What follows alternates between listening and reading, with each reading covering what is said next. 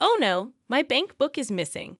I distinctly remember placing it at the back of this drawer. Could it be them? Despite supporting my eldest son and his wife, who have been living together for several years, they've ignored me for 3 years without even saying thank you. I simply wanted them to show a little gratitude. But it's okay now. I will never forgive them. I'm a 56-year-old retiree, having left my job to care for my unstable mother-in-law. Currently, I work from home while providing care. Although I was a few years away from retirement, I couldn't leave my mother-in-law living alone, so I decided to live with her. My husband is away on business and comes home once a month at best. But when he does, he brings lots of vegetables and Japanese sweets that my mother-in-law likes. Thank you. I'm so grateful for everything you do for me. I wish I could have fed your father too. My mother-in-law says every time she expresses her gratitude to us. My father-in-law passed away over 10 years ago from cancer, unable to eat his favorite foods in the end. My mother-in-law often regrets not having done tests earlier, and she wishes she could have fed him the delicious foods she eats now. My mother-in-law's condition varies greatly from day to day. Some days she's bedridden and barely eats, while on other days she's energetic and goes for a walk by herself. Her unpredictable behavior often surprises me, but as long as she enjoys her days, I'm happy to watch over her. However, there's a troublesome event that occurs 2 or 3 times a month for both my mother-in-law and me. It's when my eldest son and his wife from the neighborhood show up. Mom, Grandma, long time no see. Were you well? We're starving. Can you make something to eat right away? Sorry to intrude, mother-in-law. I'm hungry, so please hurry, they demand. Tom and Catherine, who got married a year ago, frequently visit our house like this, appearing suddenly and even asking for pocket money. They seem to know when the mother-in-law's pension comes in. Hey, Grandma, today's the day your pension comes in, right? Sorry, but could you donate a little to us, the less fortunate? I think to myself, it's starting again. Every time. They don't leave until they get the money. Tom, enough is enough. What about your job? Aren't you working? Stop begging for Grandma's precious pension. However, my attempts to intervene usually end in a quarrel. I relay everything to my husband, who's away on business. He just sighs in exasperation, muttering about what a troublemaker our son is for not holding a steady job. What is he even doing? Just got married.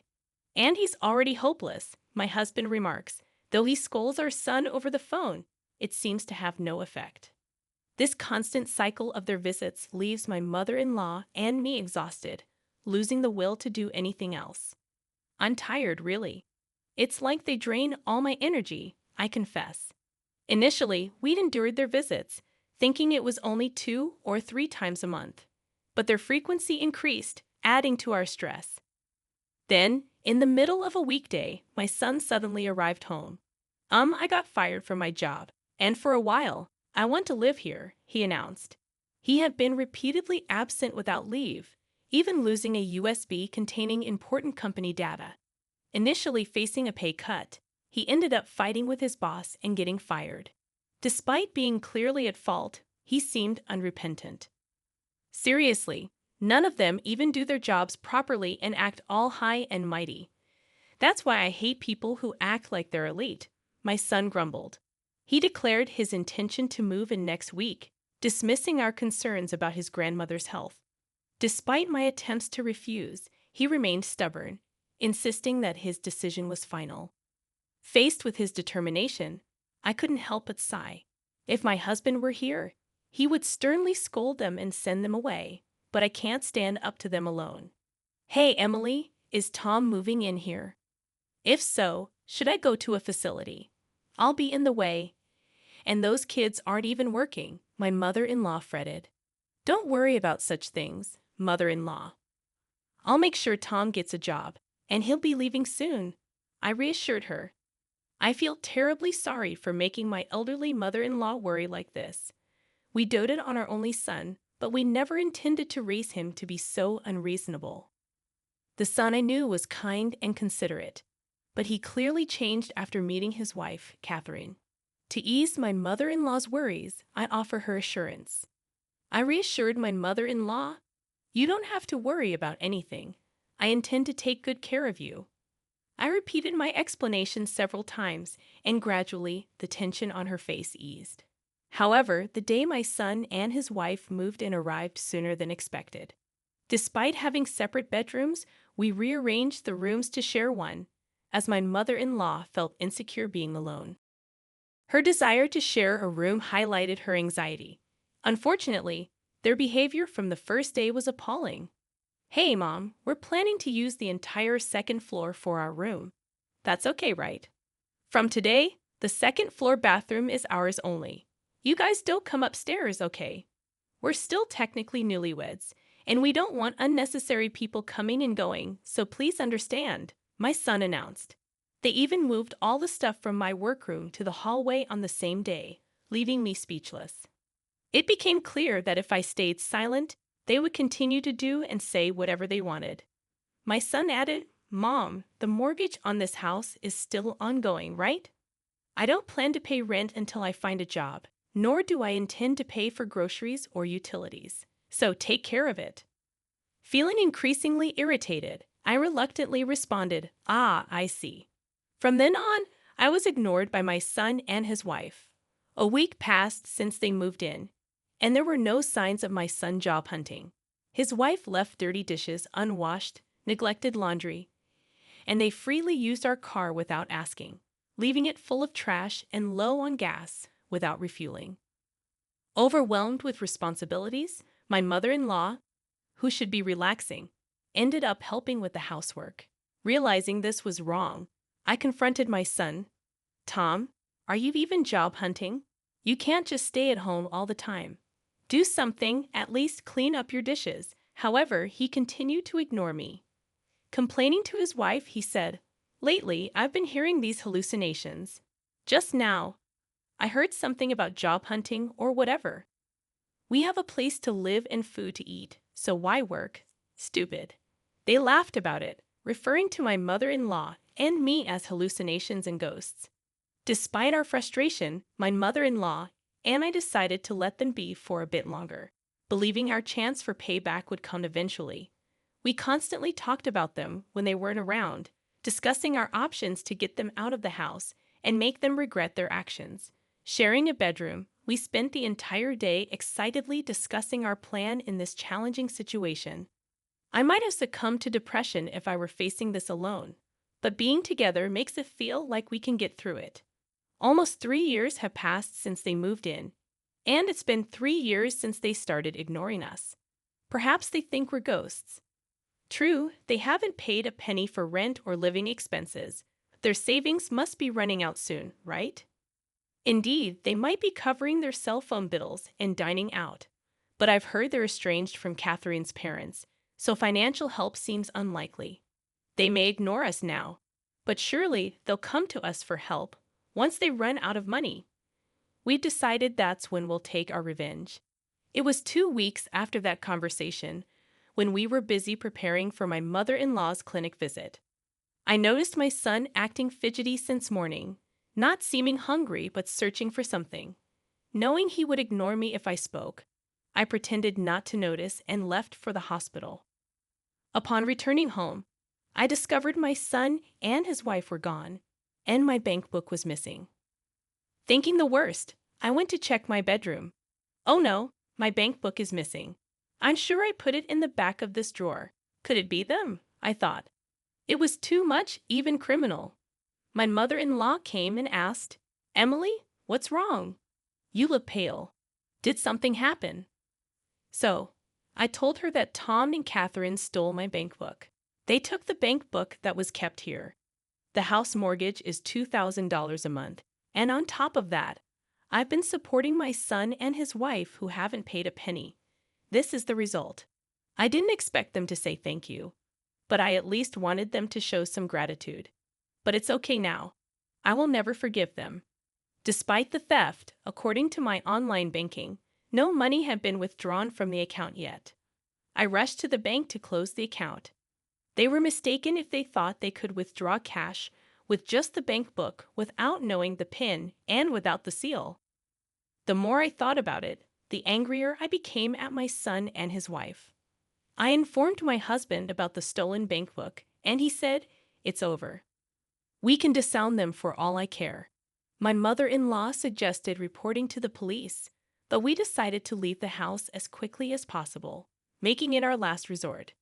I couldn't let them run wild anymore and refused to be taken advantage of. Despite feeling sorry for the sudden upheaval, we chose to stay at a hot spring inn until the problem was resolved. Mother-in-law, I'm sorry. I'll work on resolving this issue quickly, so please bear with it here for a while. Don't worry about me. Besides, I'm happy to stay at such a luxurious inn. At that moment, I resolved that once this problem was settled, I would definitely find a comfortable new home for my mother-in-law. A few days later, after completing various procedures, I finally had a moment to relax. Then, unexpectedly, I received a call much sooner than I had anticipated, and of course, the caller was my son. "Hello, Mom. You haven't been home lately. Are you on a trip?" Gran was not there either, so I was just wondering what happened and got worried, he said, his voice clearly trembling and upset. It's odd, isn't it? He ignored me for 3 years, yet now he can talk when he's in trouble. What's the matter? This is the first time you've spoken to me in 3 years. Do you need something? By the way, I have no business with you guys. Don't say that, please. I don't understand, but we received a notice to vacate the house by the end of the month. It's our own house, so what's going on? He explained. The real estate agent, outraged by our story, had swiftly proceeded with the paperwork, sending the eviction notice within 2 days. Impressed by the real estate agent's prompt action, I decided to reveal the truth to my son. That house. I sold it because I thought it was no longer needed, and it seems the new buyer wants you to leave soon. What? Even if you say that, we have nowhere to live. Where are you and Grandma now? We'll come there, my son pleaded, still trying to use us even in this situation. Enough is enough, I thought. Why are you crying to me now? What a pathetic man. You freeloaded for 3 years, ignoring me and Grandma. Isn't that a bit too convenient? Just so you know, I intend to cut ties with you.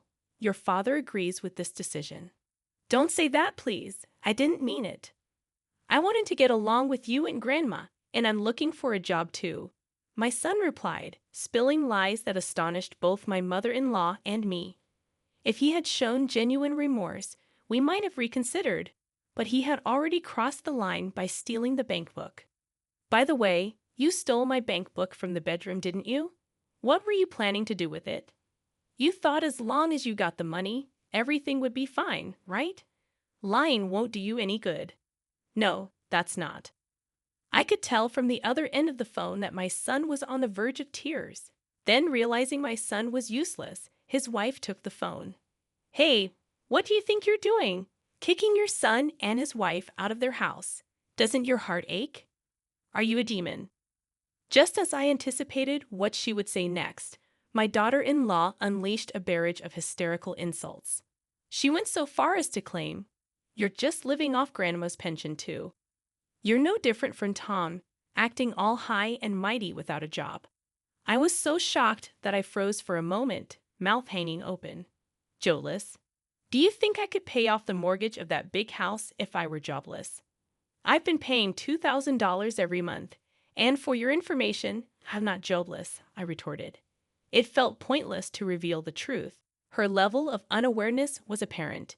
In reality, I earned about $5,000 a month from my remote work. Still, I saw no need to share these details with them. If they had seen the bank book's contents, they might have figured it out. But hey, Catherine, you're jobless too. Yet you always wear branded items. Where did you get those? I think the one acting strange here is you, I pointed out. I suspected, though couldn't confirm, that she was in debt, always carrying new designer bags and wallets. Even my son, before being fired, worked at a decent company and earned a fair salary. It seemed like she was the one who ruined everything. I have no intention of prying into your private affairs, but if you're in debt, you'd better deal with it quickly before things get out of hand. Also, please leave that house as soon as possible. I'll take my leave now. Despite having more to say, I decided to let them face their impending doom on their own. After hanging up, I ignored all the apology emails from my son. My husband, who had also been contacted, dismissed them with even colder words than I did. We have been ignored until now, but it was our turn to ignore them. They should thoroughly enjoy their hellish lives. A few months later, I heard that the couple had moved out of the house into a shabby apartment. Catherine had accumulated a significant amount of debt. Although my son tried to initiate a divorce, they decided to repay the debt together since it was also in his name. With both of them jobless, they struggled to repay and were now busy working while being chased by debt collectors. Their hellish life continued, but they should try their best to overcome it. As for me, I'm currently considering a house to live in with my mother-in-law.